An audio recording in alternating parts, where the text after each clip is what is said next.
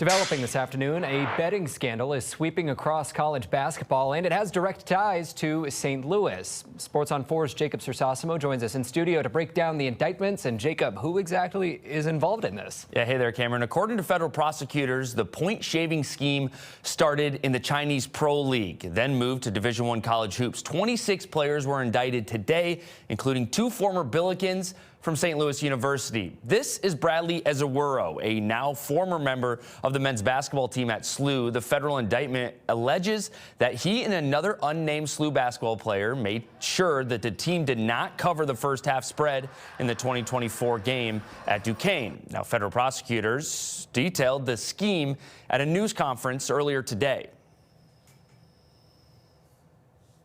The U.S. Attorney's Office in eastern Pennsylvania announced charges Thursday against dozens of people they accused of rigging or trying to rig more than 29 NCAA basketball games, including this February 2024 matchup between SUNY Buffalo and Western Michigan. We allege an extensive international criminal conspiracy. Prosecutors say former NBA player Antonio Blakeney and 2 fixers started a point-shaving conspiracy in China in 2023 before expanding to the NCAA, where more than 39 players took part. They would bribe said player to deliberately underperform so that his team would lose by more than they were favored to. They would bet for them to not cover the point spread. According to the indictment, the bribes usually range from $10,000 to $30,000 per game, spanning playoff and championship games, with the last game just over a year ago. The crimes alleged in today's indictment are not victimless.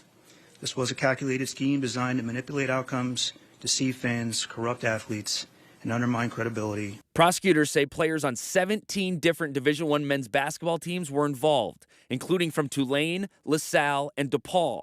This is the latest betting scandal to rock the sports world. In October, the FBI announced the arrests of dozens of people, including current NBA players and a coach, in connection to alleged gambling schemes.